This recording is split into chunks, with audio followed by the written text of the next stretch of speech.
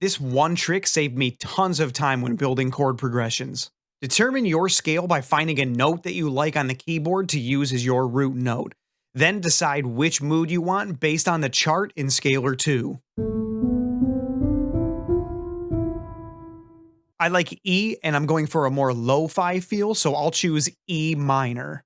Now you can see that Scalar 2 gives you a list of chords to start from.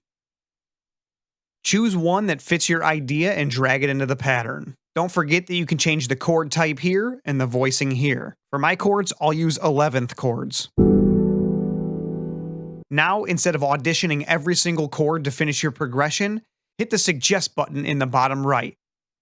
Now, Scalar 2 will bring up a list of chord suggestions that work well with the one you've selected. Here you can select chords suggested by tone or chords suggested by the current scale. Let's choose this to stay in our current scale. Now, select the rest of your chords based on suggestions to finish your chord progression in minutes. That one sounds good. To duplicate a chord, simply hold the Alt key, click, and drag. Ooh, that sounds good too. I'm going to duplicate this first chord to restart.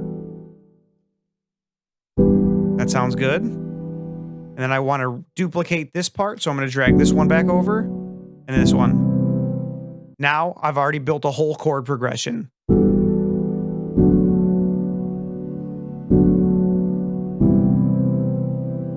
Scalar 2 is an amazing chord progression plugin that helps you make amazing chord progressions in significantly less time. Click here to see my full Scalar 2 tutorial.